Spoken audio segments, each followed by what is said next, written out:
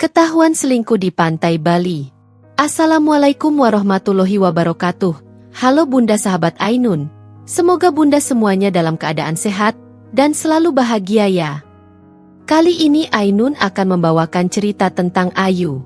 Ketika Ayu, seorang ibu rumah tangga sederhana, mencium gelagat mencurigakan dari suaminya, ia tak pernah menyangka akan membuka tabir perselingkuhan sekaligus korupsi dana desa bersama Bu Lurah yang disegani. Dari pengkhianatan yang menghancurkan hidupnya, Ayu bangkit, bukan hanya sebagai korban, tapi sebagai. Sebelum Ainun lanjut, absen yuk Bunda, dari kota mana saja? Dan buat yang sudah like, komen dan subscribe semoga rezekinya dilancarkan ya. Yuk, langsung saja kita mulai kisahnya. Pagi itu, seperti pagi-pagi lainnya, Ayu bangun lebih dulu dibanding siapapun di rumah. Suara ayam tetangga berkokok masih sayup-sayup ketika ia menggeliat dari tempat tidur, mengusap wajah, lalu menatap langit-langit kamar yang catnya mulai mengelupas. Kamar itu bukan kamar impian seorang perempuan, tapi bagi Ayu, itu adalah ruang penuh kenangan. Di sanalah ia dan Darto mulai membangun keluarga kecil mereka, membesarkan cinta dengan sederhana dan, selama ini, penuh keikhlasan. Ia melangkah ke dapur, mengisi panci kecil dengan air, lalu menyalakan kompor. Suara mendesis dari api yang menyentuh dasar panci terdengar menenangkan. Aroma kopi dan teh manis segera mengisi udara. Ayu menyiapkan bekal sekolah untuk Nisa, putri sematawayang mereka yang baru masuk SMP. Anak itu masih lelap di kamar, dan Darto, seperti biasa, juga masih tidur. Dulu, sebelum semua ini berubah, Darto adalah tipe suami yang pulang tepat waktu. Kadang membantu menyapu halaman atau sekadar menemani Ayu menonton sinetron sambil mengupas buah. Tapi kini, pria itu lebih sering terlihat tergesa-gesa, bahkan saat berangkat kerja. Entah kenapa, semenjak awal bulan lalu, Darto mulai berubah. Bukan perubahan besar yang mencolok, tapi cukup terasa bagi seorang istri yang mengenalnya lebih dari 10 tahun. Semua bermula dari hal kecil. Darto mulai berdandan lebih rapi. Ia mengganti gaya rambutnya yang dulu cuek dengan potongan yang lebih trendy. Parfum yang sebelumnya hanya dipakai saat hari raya, kini selalu dipakai setiap pagi. Bahkan kadang malam hari saat dia bilang mau bertemu teman-teman lamanya. Kemeja-kemeja lama yang tadinya sudah disingkirkan ke ujung lemari, kini kembali tergantung di gantungan, disetrika rapi dan diberi pewangi. Ada acara penting, Mas? Tanya Ayu suatu sore, melihat suaminya begitu sibuk memilih baju. Darto hanya tertawa kecil. Enggak, cuma kumpul bareng teman kantor. Katanya mau bahas proyek baru. Proyek baru? Tapi kamu kerja di bagian administrasi, bukan pemasaran? Gumam Ayu dalam hati, tak cukup berani mengucapkannya. Namun keanehan tak berhenti di situ. Darto kini selalu membawa ponselnya kemanapun, bahkan ke kamar mandi. Jika dulu ia bisa membiarkan ponsel tergeletak di meja seharian tanpa peduli, kini benda itu seperti bayangan yang tak pernah lepas darinya. Darto menjadi lebih waspada. Setiap ada pesan masuk, matanya langsung melirik cepat, dan jika Ayu mendekat, layar ponselnya segera ia matikan. Bahkan saat tidur pun, ponsel itu diletakkan di bawah bantal, dan terkunci dengan pola yang entah sejak kapan berubah. Puncaknya terjadi 2 minggu lalu, ketika Ayu sedang mencuci piring dan mendengar suara notifikasi dari ponsel Darto yang tergeletak di atas meja. Biasanya, Darto akan langsung mengambilnya. Tapi saat itu ia sedang mandi. Tanpa berniat mengintip, Ayu hanya menoleh sekilas karena penasaran. Tapi apa yang dilihatnya cukup membuat jantungnya berdebar kencang. Sebuah pesan WhatsApp muncul di layar kunci. Bu Lurah, lagi apa, sayang? Ayu membeku. Jari-jari tangannya yang tadinya memegang spons pencuci piring kini lemas. Air dari keran terus mengalir membasahi piring-piring. Tapi Ayu seperti tak lagi mendengarnya. Dunia seolah berhenti berputar sesaat. Bu Lurah? Sayang. 2 kata itu seperti tamparan keras yang menghantam wajahnya tanpa ampun. Ia tahu siapa yang dimaksud. Lurah baru di desa mereka memang seorang perempuan muda, janda, dikenal aktif dan ramah. Beberapa kali Ayu melihat Darto ikut hadir dalam kegiatan kampung yang dipimpin perempuan itu. Tapi ia tak pernah mengira akan ada sesuatu yang lebih dari sekadar urusan kerja atau kampung. Tidak pernah. Setelah kejadian itu, Ayu menjadi lebih peka. Ia mulai mengamati gerak-gerik suaminya dengan lebih teliti, mencatat setiap perubahan kecil yang sebelumnya ia abaikan. Mulai dari Darto yang mendadak suka bercermin sebelum keluar rumah, sampai kebiasaannya yang baru, pulang larut malam dan selalu punya alasan. Kadang lembur, kadang ketemu klien, atau sekadar nongkrong. Nongkrong sama siapa, Mas? Ayu pernah bertanya lirih, dengan suara hampir tak terdengar. Ya, sama anak-anak kantor, Yu. Namanya juga cowok, perlu hiburan. Jawab Darto cepat, tanpa menatap mata Ayu. Ayu hanya mengangguk pelan. Tapi hatinya semakin bergolak. Suatu malam, saat Darto tertidur lebih dulu, Ayu duduk sendirian di ruang tamu. Lampu redup menerangi wajahnya yang mulai letih oleh kecurigaan yang ia tahan sendiri. Ia memandangi foto pernikahan mereka yang tergantung di dinding. Wajah Darto dalam balutan jas abu-abu terlihat penuh cinta saat memandangnya di pelaminan. Tapi kini, cinta itu terasa jauh. Seperti kabut yang tak bisa lagi digapai. Apa aku sudah tidak cukup menarik di matanya? Pikir Ayu sambil memegang perutnya yang mulai mengendur sejak melahirkan Nisa bertahun-tahun lalu. Ia tahu tubuhnya tidak seperti dulu. Wajahnya pun tak secantik janda bulurah yang sering berdandan rapi di setiap pertemuan RT. Tapi bukankah cinta seharusnya tidak bergantung pada rupa? Dari balik jendela, suara jangkrik bersahutan. Malam itu begitu sunyi, tapi di dalam hati Ayu, ada badai yang tak bisa diredam. Ia tak ingin menuduh tanpa bukti, tapi ia juga tak sanggup terus berpura-pura. Dan sejak malam itu, Ayu memutuskan untuk mencari tahu.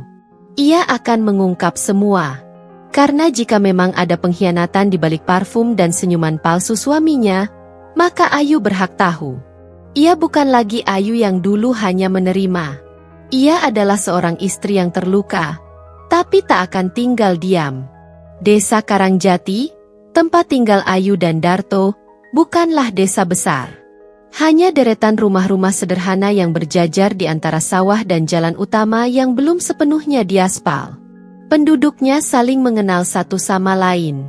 Kalau ada yang membeli motor baru atau berseteru dengan mertua, kabarnya bisa menyebar ke seluruh RT sebelum matahari terbenam. Jadi ketika desa itu dipimpin oleh seorang lurah baru, seorang janda muda bernama Ratri Ayuning Tias, semua mata pun tertuju padanya.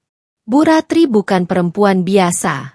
Selain berwajah cantik dengan sorot mata tajam dan senyum yang memesona, ia juga lulusan perguruan tinggi ternama di kota. Ia kembali ke kampung halaman setelah ditinggal suaminya karena kecelakaan di luar negeri, dan dengan modal warisan serta ketegasannya, ia mencalonkan diri menjadi kepala desa dan menang mutlak. Warga desa, terutama para ibu-ibu, awalnya menyambutnya dengan penuh semangat.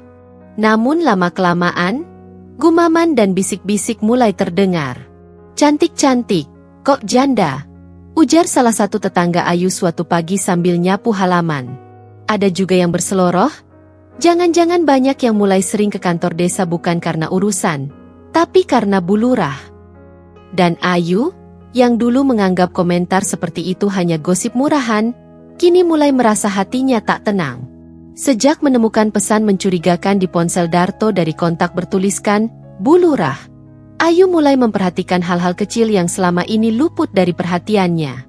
Mulai dari rutinitas Darto yang mendadak sering ke kantor desa, padahal dulu ogah ikut kegiatan kampung.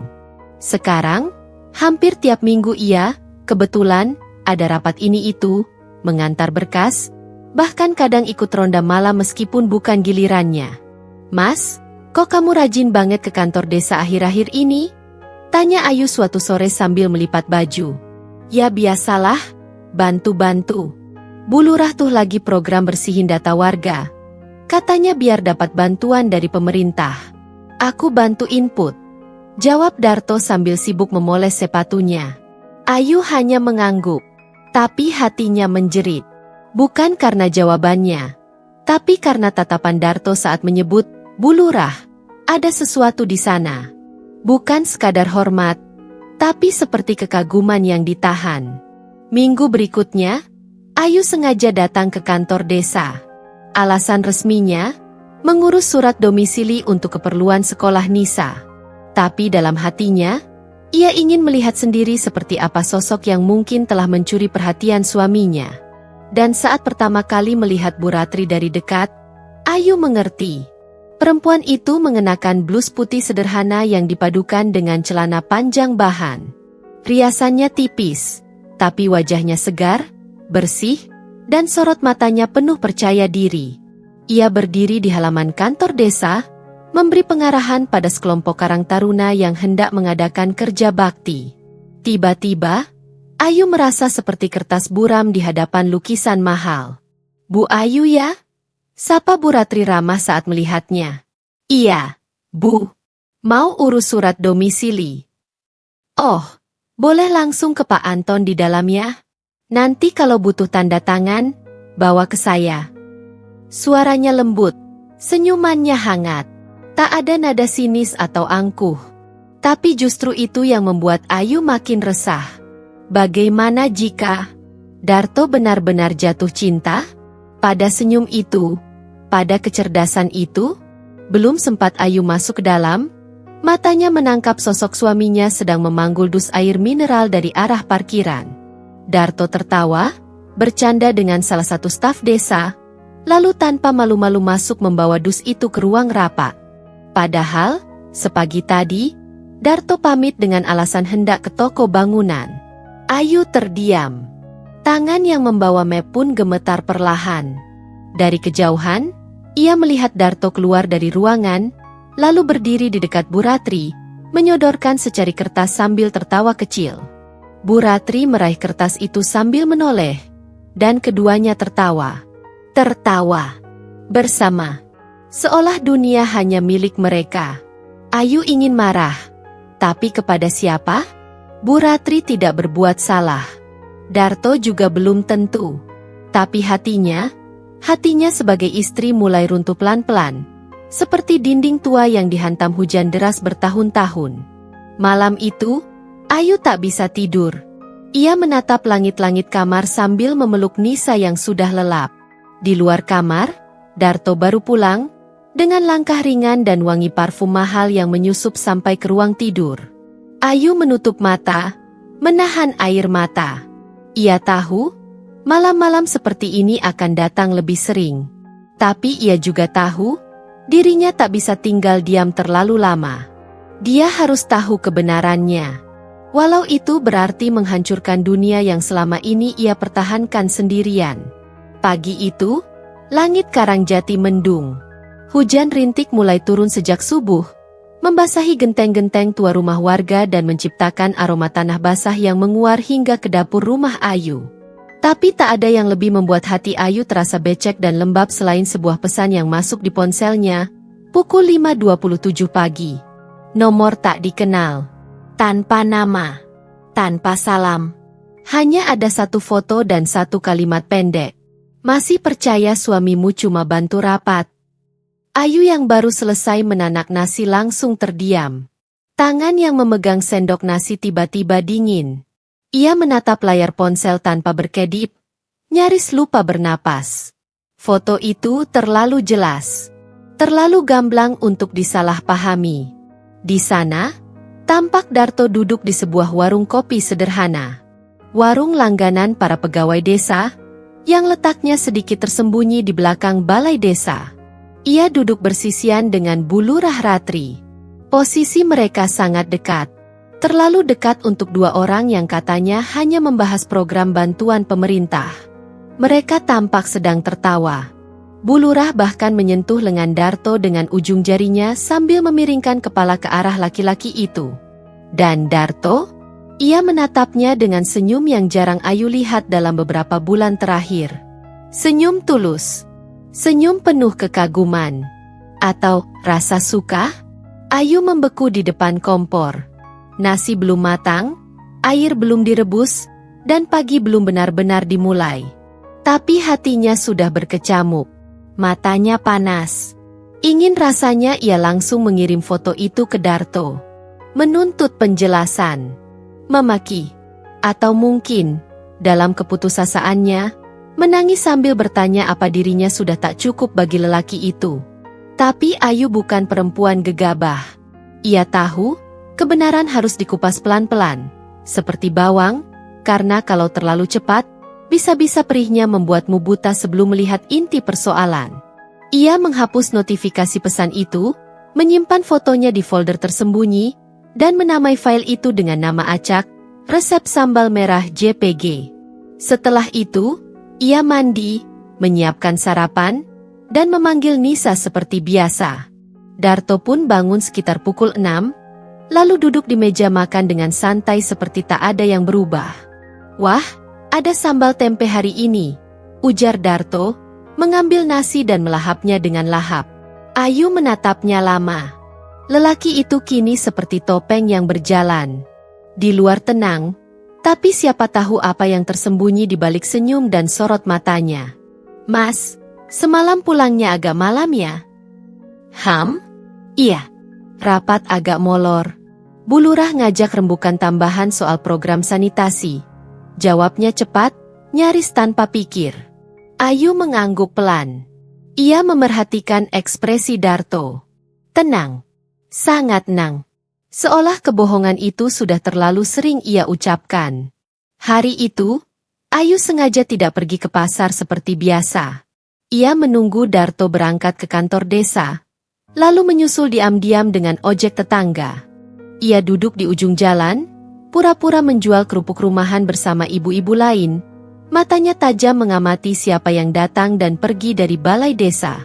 Sekitar pukul 10 pagi, Darto keluar. Tapi kali ini tidak sendiri. Ia berjalan beriringan dengan Bu Ratri, membawa map biru, lalu belok ke arah yang bukan kantor kecamatan, melainkan ke arah jalan setapak kecil yang tembus ke belakang kampung. Jalan menuju warung kopi. Ayu mengepalkan tangannya. Kali ini ia tidak akan hanya jadi penonton. Ia berdiri, membungkus kerupuknya cepat-cepat, lalu menyusul dari arah berlawanan. Tapi saat sampai di depan warung itu, ia hanya berani melihat dari kejauhan, bersembunyi di balik pohon pisang. Jantungnya berdetak kencang. Napasnya memburu. Dan di sana, di balik jendela kayu tua warung itu, Ayu melihat adegan yang membuat perutnya terasa mual. Bu Ratri tertawa sambil menyuapkan pisang goreng ke mulut Darto. Darto menerimanya tanpa ragu. Seolah itu hal biasa. Seolah mereka punya dunia sendiri. Air mata Ayu menetes. Tapi ia cepat-cepat menghapusnya. Ia menahan napas, berbalik badan, dan berjalan menjauh sebelum tubuhnya gemetar lebih keras. Dalam perjalanan pulang, Ayu merasa seperti mayat hidup. Namun di tengah kepedihan itu, ada satu bara kecil yang mulai menyala. Bukan amarah, tapi tekad. Ia tidak akan membiarkan dirinya dipermainkan. Tidak oleh lelaki yang ia cintai. Dan tidak oleh perempuan yang berdiri di atas jabatan untuk mencuri suami orang lain. Malamnya, Ayu kembali membuka foto yang dikirim orang misterius itu. Ia mengamati sudut-sudut warung, posisi duduk, bahkan cara Darto menyandarkan tubuhnya. Lalu ia mencatat jamnya, mencocokkan dengan jadwal kerja dan alasan-alasan Darto yang dulu terdengar wajar.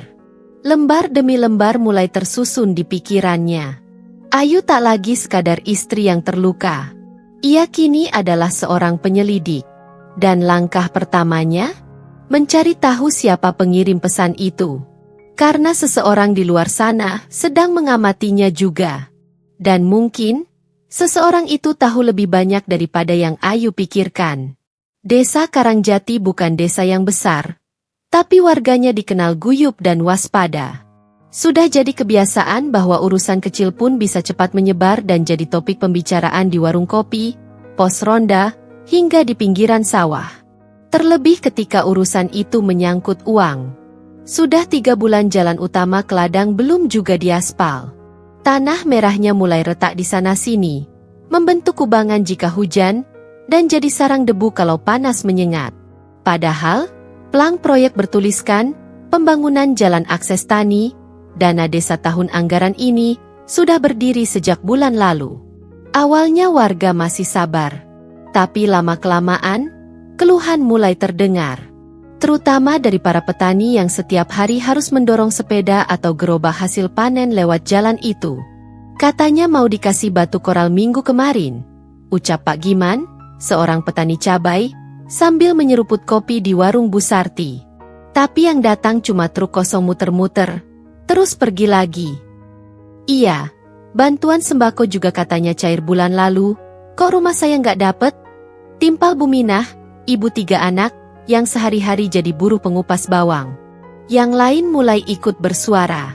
Obrolan jadi semakin panas. Dan seperti biasa, setiap kali sesuatu mulai tak masuk akal, nama Bu Lurah Ratri akan disebut. Namun berbeda dengan biasanya. Kali ini, ada suara-suara yang tak sekadar bertanya, tapi menuding. Jangan-jangan dananya nggak masuk ke pembangunan semua, ucap Pak RT Suparjo. Pelan, tapi cukup keras untuk didengar semua yang ada di warung. Seketika suasana hening. Lalu, seperti menyalakan korek ke jerami kering, percikan itu menyulut bara kecurigaan yang selama ini dipendam warga. Lah iya, katanya dana desa tahun ini lebih besar dari tahun kemarin. Tapi tahun lalu malah sempat dapat sembako 2 kali. Sekarang malah zong, kata Ibu Rahma, menggigit kacang rebus. Kalau kamu lihat Bu Lurah akhir-akhir ini, sering keluar bareng siapa? Tanya Pak Giman. Semua saling pandang. Si Darto, jawab seseorang. Laki-lakinya Bu Ayu. Ayu yang saat itu kebetulan juga berada di warung, berdiri di belakang tumpukan galon kosong sambil menunggu pesanan minyak goreng. Ia tak langsung bicara, tapi mendengar dengan saksama. Jantungnya kembali berpacu. Bukan hanya soal rumah tangganya lagi. Ini sudah jadi urusan desa. Dan Darto, suaminya, kini terseret dalam sesuatu yang lebih besar. Sementara itu, di kantor desa, Bu Ratri tetap tenang. Ia duduk di ruangannya yang sejuk ber-AC, mengenakan blus putih dan kerudung biru tua, dengan lipstik merah marun yang tak pernah luntur. Ia menerima tamu dengan senyum hangat, menjawab semua pertanyaan dengan gaya bicara diplomatis. Soal jalan desa, kami sedang menunggu proses tender dari pihak ketiga, katanya saat Pak RT datang menanyakan progres. Soal sembako, memang ada sedikit keterlambatan di tingkat kabupaten. Sudah kami follow up. Insya Allah segera. Ia tersenyum. Tenang, tegas, meyakinkan. Tapi Ayu tahu, itu bukan senyum seorang pemimpin. Itu senyum perempuan yang sedang menyembunyikan sesuatu. Hari itu, Ayu pulang dengan membawa lebih dari sekadar minyak goreng. Ia membawa keresahan warga yang mulai menumpuk. Ia sadar, ini bukan hanya tentang dirinya dan Darto, tapi soal nama baik, kepercayaan, dan mungkin kejahatan. Malam harinya, Ayu kembali membuka folder rahasia di ponselnya. Ia mencocokkan waktu pengambilan foto Darto dan Bu Lurah di warung kopi dengan tanggal pernyataan penundaan pembangunan jalan. Anehnya, tanggal itu cocok. Hari mereka nongkrong di warung adalah hari yang seharusnya diadakan rapat evaluasi dengan tim pembangunan jalan desa. Tapi Darto tidak menyebut apapun soal itu. Semakin Ayu menyelidiki, semakin banyak benang kusut yang ia temukan. Dan yang paling mengejutkan, Ayu menemukan satu slip transfer di laci meja Darto. Sebuah potongan kecil dari mesin ATM yang tak sengaja terselip di bawah buku agenda. Jumlahnya besar, hampir 10 juta rupiah, tanpa keterangan jelas. Hanya tertulis, untuk biaya operasional.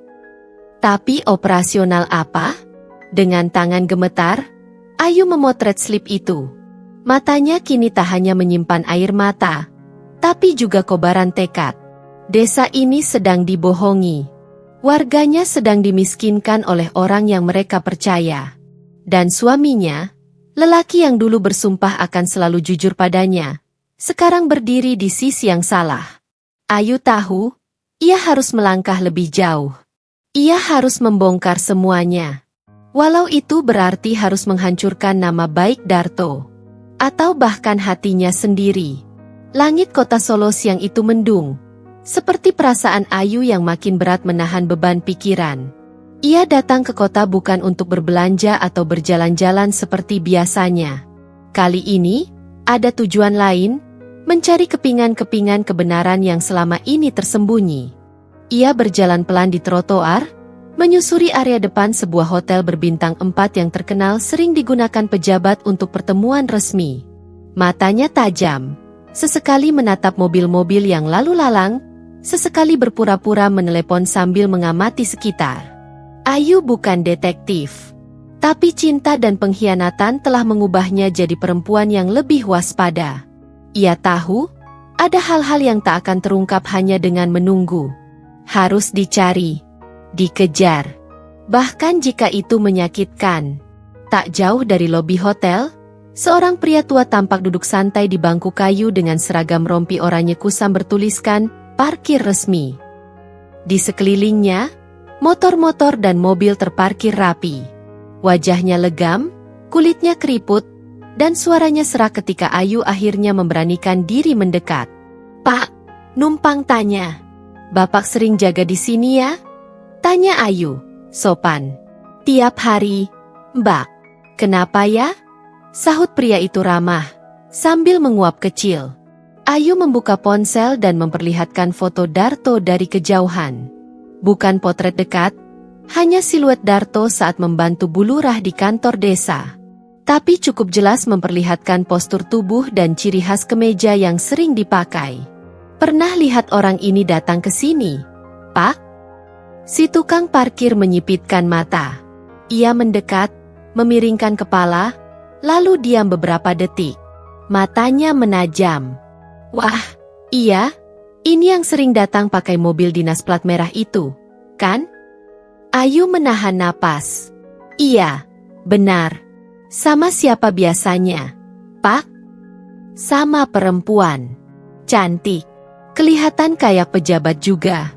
Rambutnya kadang digelung, kadang dikuncir.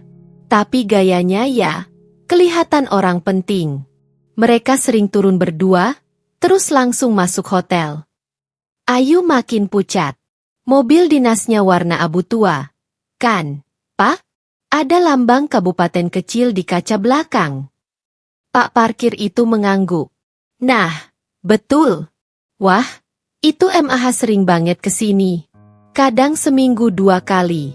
Kadang malam, kadang siang. Tapi pas masuknya selalu buru-buru. Kayak takut dilihat orang." Ayu menggenggam erat tas kecilnya. Suaranya nyaris tak terdengar saat berkata, "Bapak yakin?" Pak parkir itu menatapnya dalam-dalam, seolah bisa membaca luka di wajah Ayu.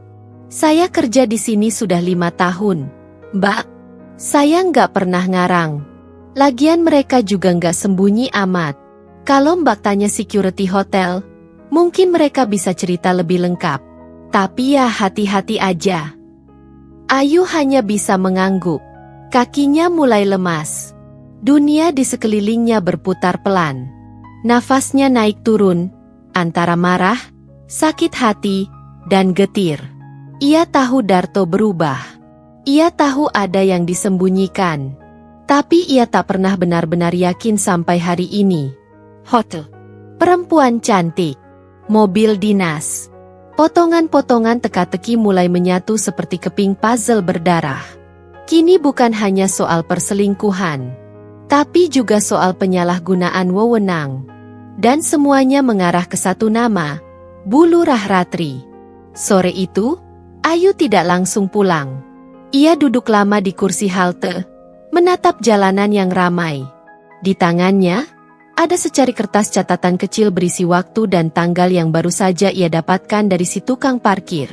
Ia cocokkan dengan slip ATM, foto dari pesan tak dikenal, dan tanggal rapat desa yang seharusnya dihadiri Bu Lurah. Hasilnya membuat tubuhnya merinding. Semua cocok.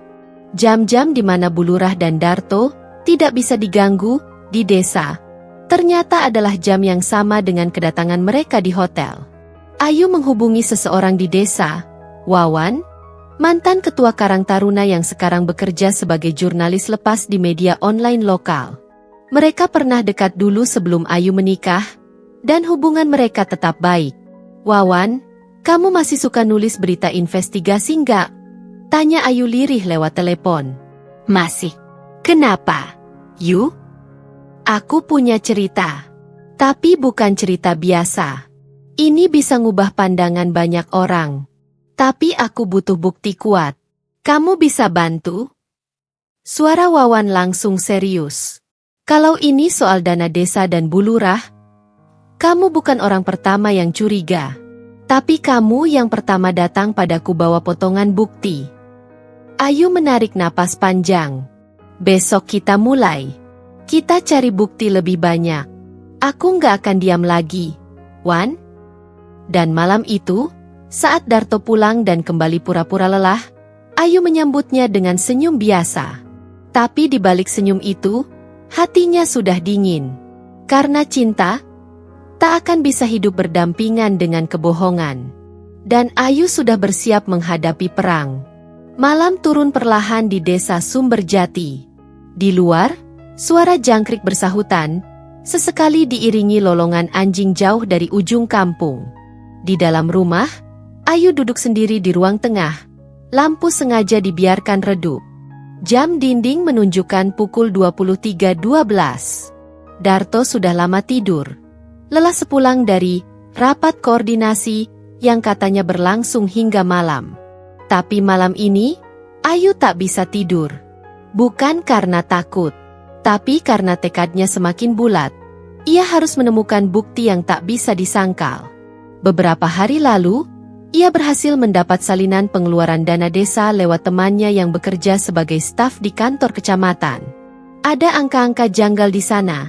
Aliran dana ratusan juta ke rekening pribadi bernama AR dan RP, tanpa penjelasan kegiatan yang jelas. Di antara transaksi itu, ada satu catatan mencurigakan, koordinasi antar wilayah Bali. Jumlahnya hampir 25 juta rupiah. Ngapain koordinasi ke Bali? Gumam Ayu malam itu, matanya tak lepas dari layar laptop. Dengan napas pelan, ia menyusup ke dalam kamar. Darto mendengkur pelan, ponsel tergeletak di meja samping ranjang. Laptop miliknya ada di bawah tempat tidur. Seperti biasa, Ayu membawanya keluar kamar dengan pelan-pelan, hatinya berdebar kencang. Di ruang tengah, ia membuka laptop itu. Untungnya Darto tak pernah mengunci dengan password. Ia tahu suaminya merasa terlalu percaya diri.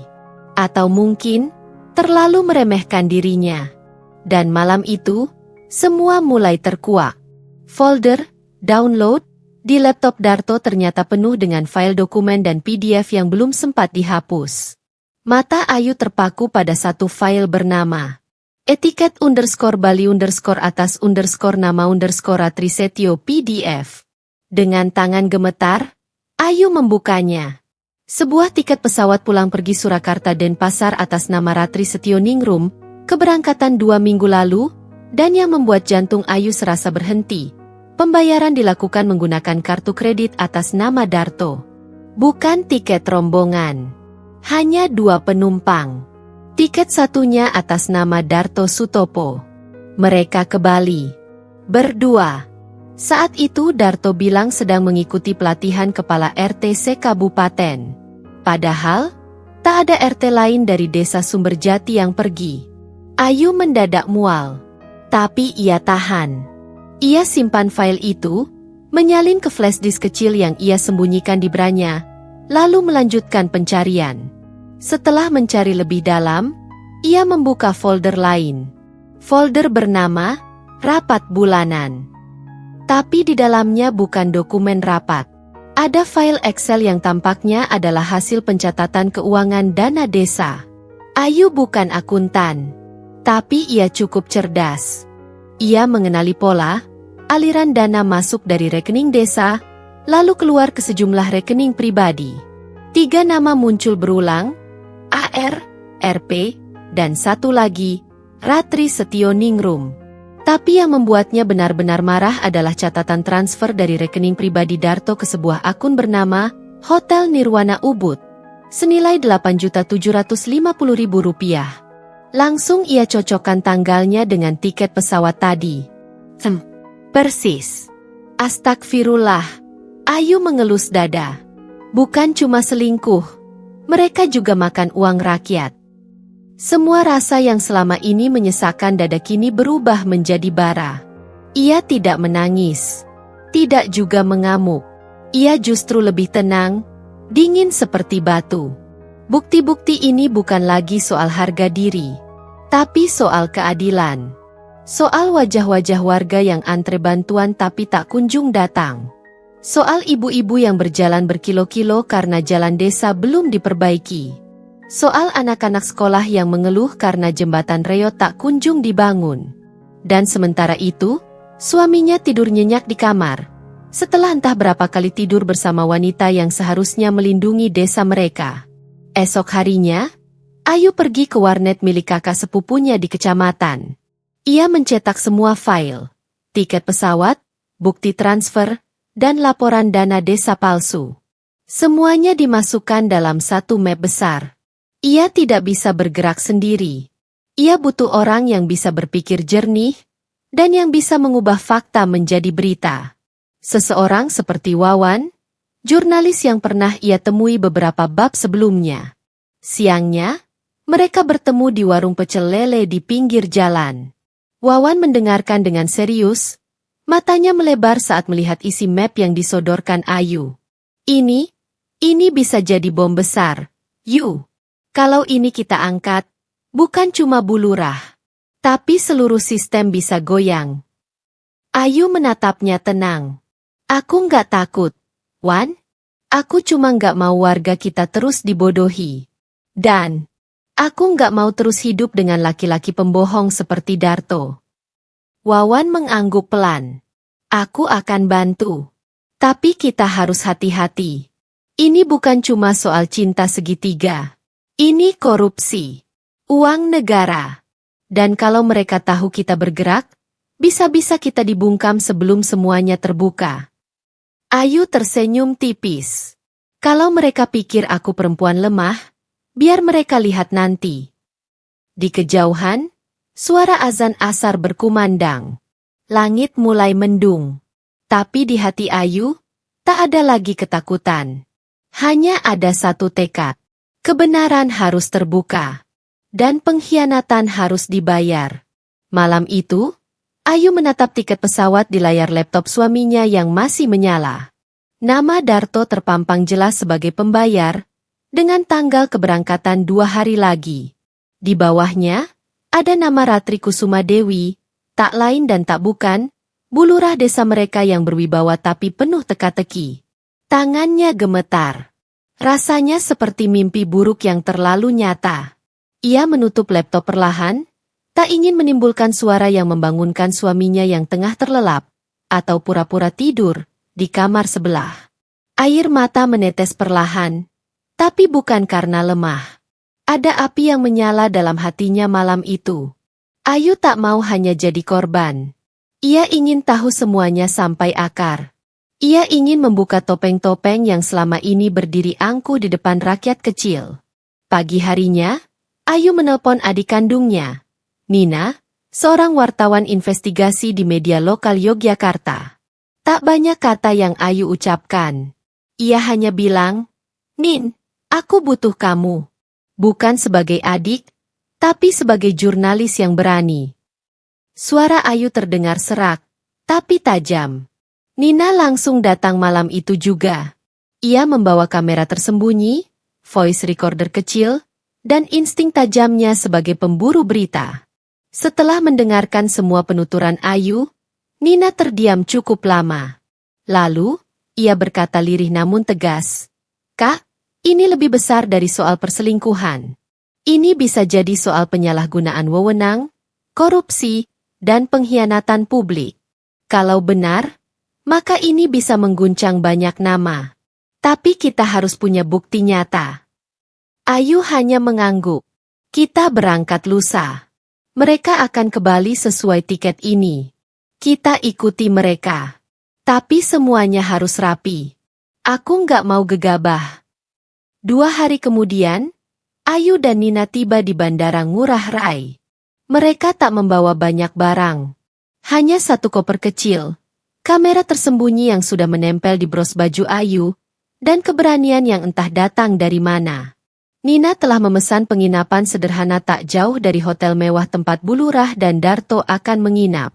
Sore harinya, dengan kacamata hitam dan masker, mereka mengamati lobi hotel bintang 5 itu dari kejauhan, duduk di sebuah kafe terbuka.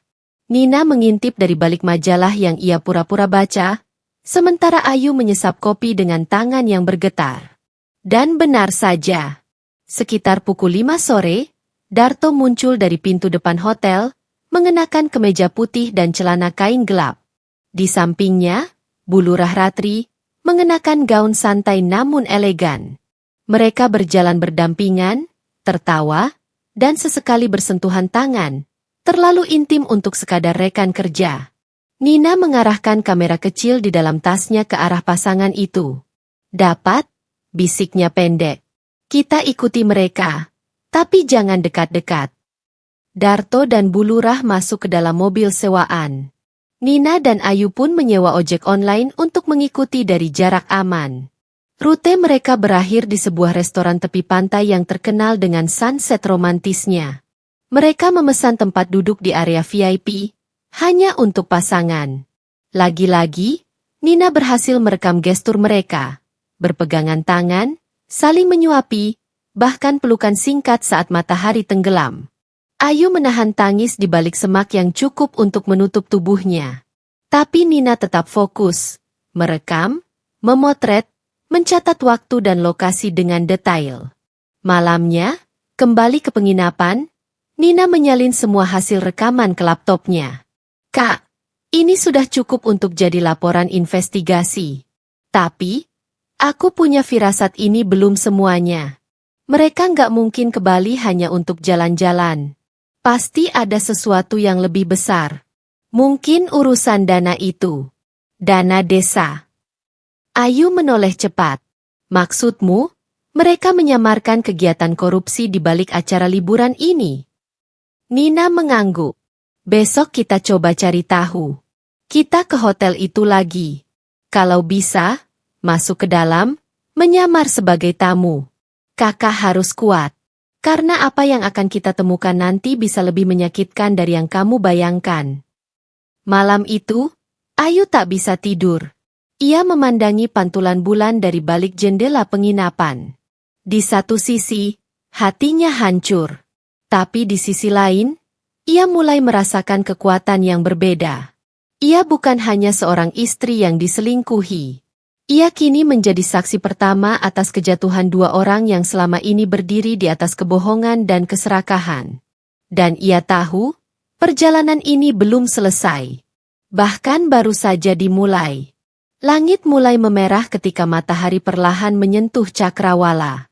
Pantai seminyak sore itu ramai oleh turis-turis asing yang berselancar, pasangan yang berfoto, dan pedagang keliling yang menjajakan jagung bakar dan minuman kelapa muda. Tapi Ayu dan Nina tak datang untuk menikmati senja. Mereka duduk di sebuah kursi kafe yang menghadap ke laut, berpura-pura menjadi 2 wisatawan lokal. Ayu mengenakan topi pantai lebar, kacamata hitam, dan gaun santai, sementara Nina memasang kamera kecil di tali tas selempangnya, mengarah tepat ke resort mewah yang membentang di pinggir pantai, beberapa meter dari tempat mereka duduk.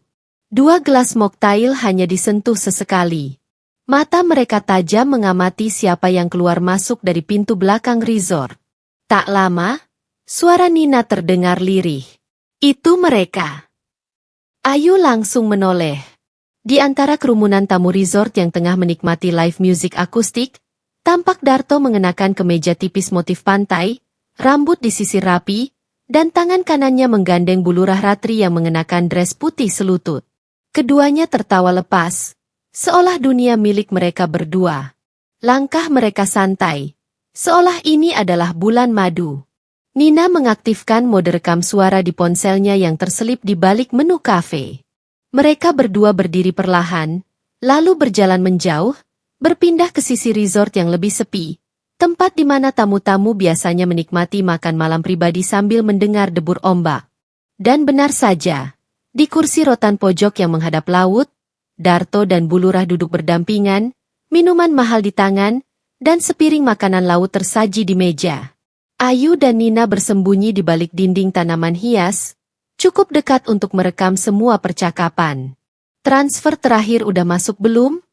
Tanya Bulurah sambil menyeruput anggur. Udah, jawab Darto pelan, suara terekam jelas. Tapi aku bagi 2 aja sama kamu. Sisanya buat ngurus orang dalam biar audit nanti aman. Bulurah tertawa kecil. Kamu pinter juga, Mas. Tapi jangan terlalu kentara. Warga udah mulai bisik-bisik. Jangan sampai ada yang curiga. Kamu juga jangan terlalu sering ke kantor desa. Nanti Ayu makin ribut.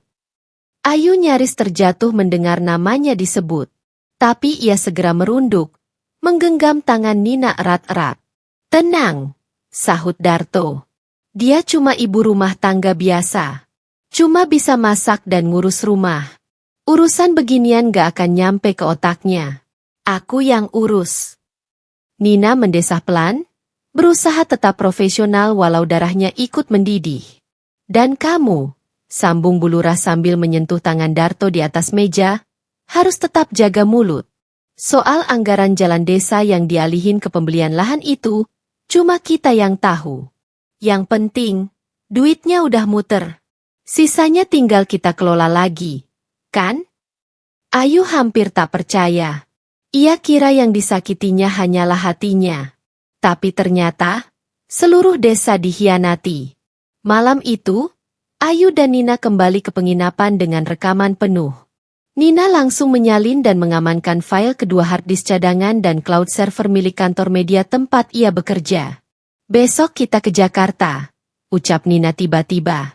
Aku kenal redaktur investigasi di salah satu stasiun TV nasional. Kalau kita serahkan semua bukti, ini bisa jadi liputan besar. Tapi kita harus siap. Mereka pasti panik. Bisa saja kamu akan diancam. Kak? Ayu mengangguk. Matanya tak lagi basah. Justru terlihat dingin dan mantap. Aku udah nggak takut. Yang kutakutkan itu, kalau aku diam, dan semua warga tetap hidup dalam kebohongan ini. Aku bakal maju. Sebelum tidur, Ayu menulis sepucuk surat kecil. Bukan untuk Darto. Bukan pula untuk Bulurah. Tapi untuk warga desanya. Kalau besok aku dipanggil aparat, atau tiba-tiba menghilang dari rumah, tolong bukalah kebenaran ini. Dana yang seharusnya buat jalan, buat sekolah, buat sembako ibu-ibu, telah diselewengkan. Aku, Ayu, hanyalah satu dari kalian yang kecewa. Tapi kita bisa jadi suara bersama. Kalian akan tahu semua, sebentar lagi. Ayu melipat surat itu, menyelipkannya di dompet, dan menatap cermin. Ia bukan sekadar istri yang dikhianati. Ia kini adalah pelawan. Pagi itu, langit Bali tampak mendung. Tapi mendung yang menggantung bukan hanya di langit, melainkan juga di wajah Darto dan Bulurah Ratri yang tampak tergesa-gesa memasuki Bandara Internasional Ngurah Rai. Mereka tak lagi berpelukan mesra. Tak ada lagi canda tawa. Hanya keheningan dan kecemasan yang tergambar jelas di wajah mereka. Darto berkeringat dingin. Ponselnya dari semalam terus bergetar tanpa henti. Puluhan panggilan tak terjawab dan notifikasi berita masuk dari berbagai media. Satu judul mencolok menghantam matanya. Bongkar korupsi dana desa. Oknum Bulurah dan selingkuhan terekam ngobrol soal uang rakyat di Bali. Ratri gemetar. Kacamata hitam tak mampu menyembunyikan sorot matanya yang panik. Ia sempat mencoba menelepon salah satu kepala dinas kabupaten untuk mengamankan situasi, tapi tak ada yang menjawab. Ia tahu, badai telah datang. Badai yang tak bisa ia kendalikan dengan senyum manis atau kata-kata manipulatifnya. Sementara itu, di desa, layar televisi di warung kopi, balai desa, hingga rumah-rumah warga menampilkan hal yang sama. Tayangan ulang dari berita investigasi nasional yang menayangkan rekaman suara dan gambar mesra antara Bulurah dan Darto di sebuah resort mewah di Bali. Warga berkumpul di mana-mana, sebagian terdiam dengan rahang mengatup, sebagian lain mengumpat dengan geram. Pantesan jalan ke arah sawah gak jadi-jadi, bentak Pak Rono, ketua RT yang biasanya tenang. Anakku harusnya dapat bantuan gizi, malah dibilang kuota penuh. Uangnya dikemanain? Tuh? Tega tenane Bulurah, padahal dulu kami pilih dia karena katanya jujur dan bersih. Sambung Bu Nani sambil mengusap air mata. Berita itu juga menyertakan potongan video Ayu yang disunting dengan narasi menyentuh. Seorang istri yang dikhianati, namun justru menjadi pahlawan bagi warganya sendiri. Sementara di bandara, suara, "Selamat pagi, mohon semua penumpang ke Jakarta," menggema dari pengeras suara. Darto menggenggam erat boarding pass-nya, berharap bisa segera terbang dan menyusun strategi bertahan. Tapi sebelum sempat melangkah ke gate keberangkatan, dua orang berseragam polisi mendekat. "Maaf, Bapak Darto dan Ibu Ratri?" tanya salah satu dari mereka tegas. Ratri refleks tersenyum, mencoba bersikap tenang. "Ada apa ya, Pak? Mohon ikut kami ke ruang pemeriksaan. Bapak dan Ibu diduga terlibat penyalahgunaan dana desa dan tindakan gratifikasi. Kami membawa surat perintah penangkapan," jawab petugas itu sambil menunjukkan dokumen resmi. Wajah Darto memucat. "Tunggu, ini kesalahpahaman. Tentu akan dijelaskan lebih lanjut di kantor. Tapi kami mohon kerjasamanya," kata polisi lain yang sudah sigap memegangi lengan Darto. Ratri berteriak pelan, "Kita dijebak. Pasti ada yang rekayasa ini." Namun saat mereka digiring keluar gate, puluhan wartawan telah menanti di area depan bandara. Kilatan kamera menyambar wajah mereka. Suara-suara bersahutan. "Bulurah, benarkah Anda menggelapkan dana pembangunan jalan desa? Pak Darto, apa benar uang negara Anda pakai untuk jalan-jalan? Kenapa Anda tinggal istri Anda demi perempuan lain?" Suara-suara itu menjadi irama penghakiman, mengiringi langkah dua manusia yang pernah merasa paling berkuasa di desanya.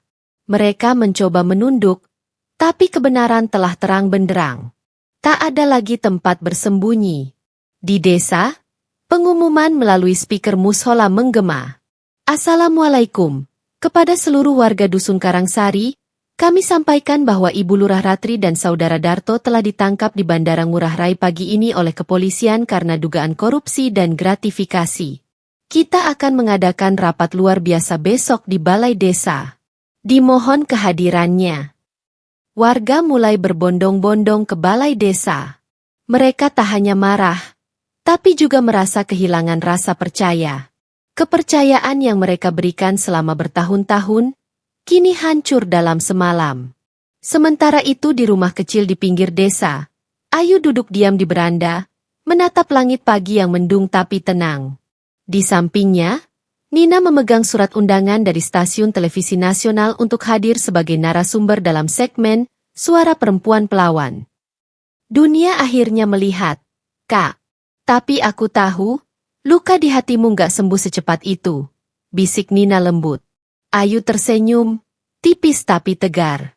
"Aku bukan mau balas dendam, Nin. Aku cuma gak mau jadi perempuan yang dibohongi dan diam." Ruang sidang hari itu penuh sesak. Barikade polisi menjaga ketat, sementara puluhan wartawan dari berbagai media nasional berlomba-lomba mendapatkan gambar terbaik. Di bagian belakang, Ayu duduk tenang bersama Nina. Di tangannya, ia menggenggam foto kecil anaknya yang belum tahu apa-apa tentang semua ini. Matanya fokus ke depan, kedua sosok yang kini duduk sebagai terdakwa. Darto mengenakan baju tahanan oranye, wajahnya tampak lebih tirus dan suram. Sementara Ratri, Bulurah yang dulu dielu-elukan karena kecantikannya dan gaya bicara yang meyakinkan, kini tak lebih dari sosok perempuan dengan wajah letih, rambut kusut, dan mata sembab yang sudah kehilangan seluruh wibawanya. Sidang dibuka, ucap hakim ketua dengan suara lantang. Jaksa penuntut umum langsung memulai pemaparan. Slide demi slide ditampilkan di layar. Bukti-bukti digital dari laptop Darto, rekaman video dari Ayu dan Nina, bukti transfer rekening, hingga laporan audit keuangan resmi dari Inspektorat Daerah. Total kerugian negara dari penggelapan dana desa ini mencapai 842 juta rupiah, ujar jaksa. Dana tersebut seharusnya digunakan untuk pembangunan jalan desa, pengadaan sembako untuk masyarakat miskin, dan program pemberdayaan ibu rumah tangga. Ruangan menjadi hening. Sebagian warga yang hadir tampak menggelengkan kepala, ada yang bahkan menahan air mata. Rasa dikhianati begitu kental terasa di udara. Jaksa melanjutkan, berdasarkan penyelidikan, terdakwa Ibu Ratri sebagai kepala desa dengan sengaja memerintahkan terdakwa Darto untuk memalsukan laporan kegiatan, dan kemudian menggunakan dana tersebut untuk keperluan pribadi, termasuk pembelian tiket pesawat, menginap di hotel mewah, serta konsumsi pribadi di luar daerah. Hakim kemudian memanggil Darto untuk bersaksi. Dengan suara serak, Darto akhirnya angkat bicara. Saya hilaf. Awalnya saya hanya bantu Bu Lurah urus kegiatan desa. Tapi lama-lama kami jadi dekat, dan semua mulai campur aduk. Saya tahu salah. Tapi saya juga cuma jatuh cinta. Ia berkata dengan kepala menunduk, menghindari pandangannya pada Ayu. Seluruh ruang sidang gaduh. Beberapa warga langsung berseru.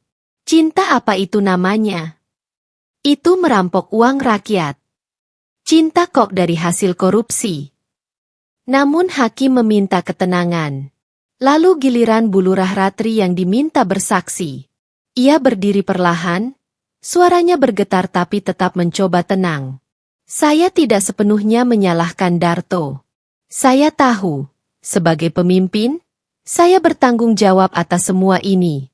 Tapi, saya juga perempuan. Saya kesepian. Suami saya meninggal, dan Darto satu-satunya orang yang selalu ada di samping saya. Ia lalu terisak. Saya memang mencintai dia.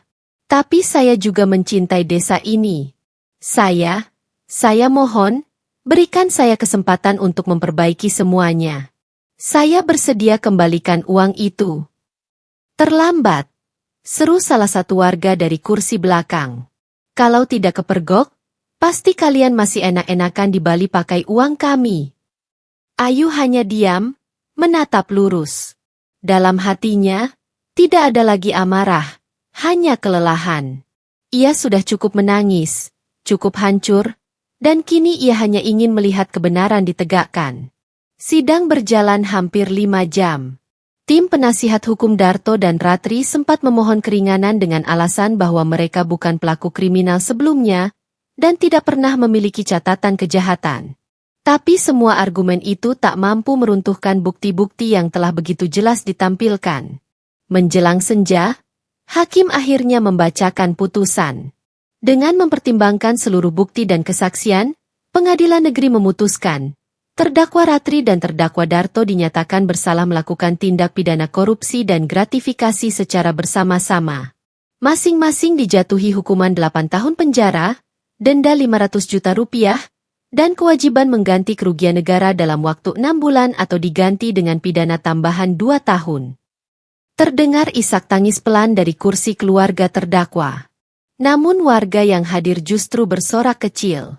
Bukan karena bahagia melihat orang menderita, tetapi karena akhirnya keadilan berpihak. Saat digiring keluar ruang sidang, Darto sempat melirik Ayu. Hanya sekejap, namun cukup untuk menyampaikan perasaan bersalah yang tak bisa diucapkan dengan kata-kata. Ayu menunduk. Hatinya sudah terlalu penuh untuk membalas tatapan itu. Malamnya, di rumahnya yang sederhana, Ayu duduk di teras sambil menatap langit. Di sampingnya, Nina menyerahkan surat undangan rapat dari warga.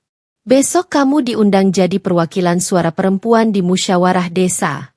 Mereka mau bentuk tim transisi sebelum pemilihan lurah yang baru. Ayu tersenyum lelah. Aku gak pernah mimpi hidupku jadi begini. Tapi kamu kuat. Bukan cuma buat dirimu, tapi buat warga. Buat anakmu. Ayu menatap ke depan, lalu berkata lirih, "Bukan balas dendam yang membuatku bangkit, Nin. Tapi karena aku tahu, diam itu bisa membunuh lebih pelan daripada luka." Apakah Ayu akan menerima peran baru di desa? Apakah luka ini akan berubah menjadi kekuatan untuk memulai sesuatu yang lebih baik? Hari-hari setelah vonis itu terasa sunyi, bukan karena desa sepi, tapi karena hati Ayu belum sepenuhnya pulih. Meski Darto telah diadili dan keadilan ditegakkan, luka itu belum hilang. Luka dari sebuah kepercayaan yang diinjak-injak, dari cinta yang dikhianati diam-diam. Setiap kali Ayu duduk di meja makan, ia terbayang bagaimana dulu Darto duduk di sana, tersenyum sambil menyuapkan nasi ke mulut anak mereka. Ia masih ingat betapa ia pernah percaya bahwa rumah tangganya, meski sederhana, cukup utuh untuk bertahan dalam badai. Tapi badai itu datang dari dalam rumah sendiri. Pagi itu, Ayu membuka jendela dan mendapati halaman rumahnya dipenuhi ibu-ibu desa. Beberapa membawa bingkisan sederhana, sebagian lain membawa senyum dan rasa kagum yang belum pernah ditunjukkan sebelumnya. "Ayu," kata Bu Murni, Ketua RW yang sudah lanjut usia tapi masih disegani. "Kami semua sepakat, kamu orang yang tepat untuk memimpin PKK desa. Bukan hanya karena keberanianmu, tapi karena kamu tahu rasanya jadi korban kebohongan. Kamu punya empati, dan itu yang kami butuhkan sekarang." Ayu terdiam. Ia tidak pernah bermimpi memimpin apapun. Ia hanya seorang ibu rumah tangga yang hidup dalam ritme dapur, cucian, dan sekolah anak. Tapi sejak ia mengungkap kebusukan Darto dan Bu Lurah, banyak mata yang kini melihatnya berbeda. Tidak lagi sebagai istri dari orang kantor desa, tapi sebagai perempuan yang berani berdiri saat semua orang memilih bungkam. "Bukannya saya nggak mau, Bu," ucap Ayu pelan. "Tapi saya ini bukan siapa-siapa." "Justru karena itu," jawab Bu Murni, "kami butuh orang yang gak punya kepentingan. Kami butuh orang yang tahu cara bicara dengan hati." Malam itu Ayu duduk di depan meja kecilnya. Ia membuka buku catatan dan menuliskan nama-nama warga yang dulu sering datang mengadu, tapi tak pernah mendapat jawaban dari kantor desa. Ia mulai menyusun ide kecil.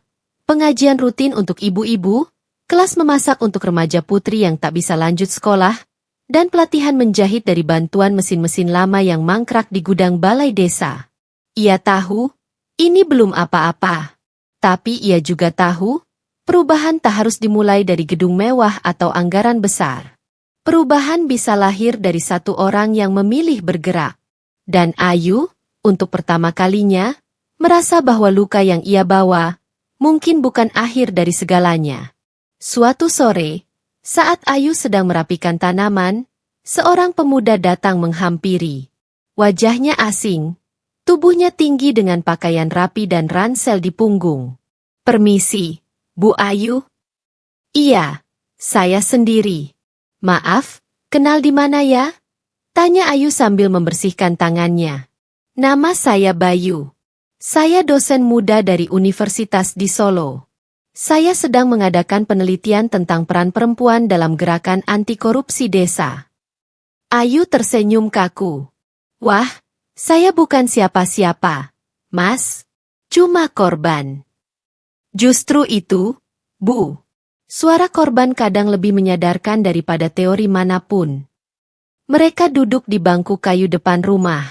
Bayu mencatat, mewawancarai, dan perlahan menyusun ulang fragmen cerita Ayu dalam sudut pandang yang lebih luas. Bahwa perempuan seperti Ayu bukan hanya penyintas, tapi juga penggerak, pengarah arah baru. Di akhir percakapan, Bayu berkata, "Saya akan kirimkan hasil tulisannya nanti, Bu. Saya rasa banyak yang harus tahu tentang keberanian seperti ini." Ayu hanya mengangguk, tapi di dalam hatinya, ada satu ruang kecil yang mulai hangat. Warga desa semakin akrab dengan Ayu. Ia bukan hanya jadi penggerak PKK, tapi juga tempat bertanya soal pendidikan anak, pengelolaan keuangan keluarga, bahkan soal curhat rumah tangga. Beberapa perempuan muda diam-diam berkata, "Bu Ayu, saya jadi pengin sekolah lagi." Saya pikir hidup saya berhenti di dapur, ternyata saya masih bisa belajar. Ayu menyadari, luka yang ia derita, perlahan menjadi jembatan yang menghubungkannya dengan orang lain. Ia tidak hanya menyembuhkan dirinya, tapi juga membantu menyembuhkan luka-luka diam perempuan-perempuan lain yang bertahun-tahun hanya bisa diam dalam tekanan. Namun tidak semua mudah. Malam-malam tertentu masih datang mimpi buruk. Tentang malam-malam Darto keluar rumah dengan alasan rapat. Tentang suara notifikasi yang ia dengar dari kamar mandi. Tentang kecupan pagi hari yang ternyata palsu. Tapi saat rasa sakit itu datang, Ayu memilih menuliskannya dalam buku harian.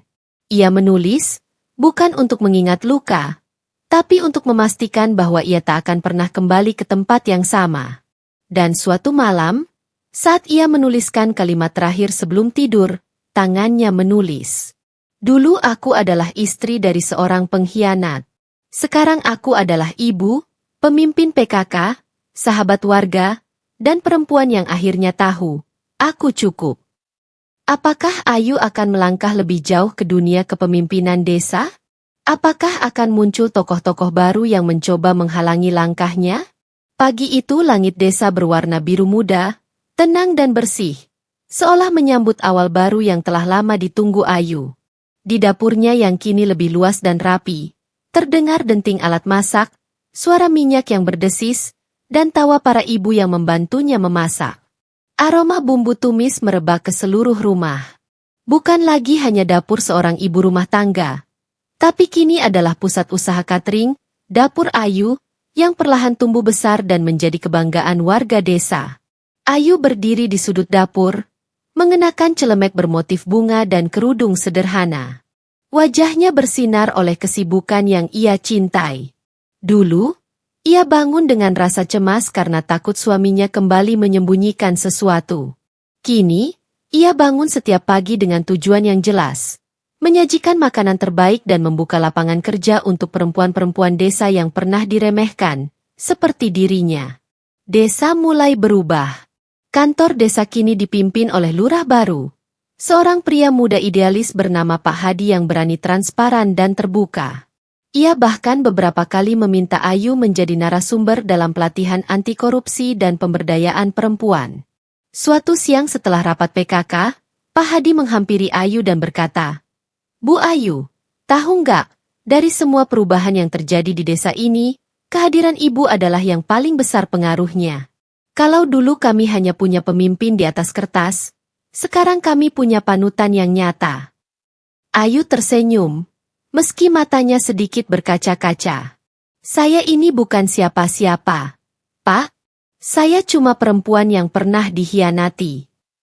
"Justru karena itu," kata Pak Hadi, "Ibu tahu apa rasanya ditinggalkan, dicurangi.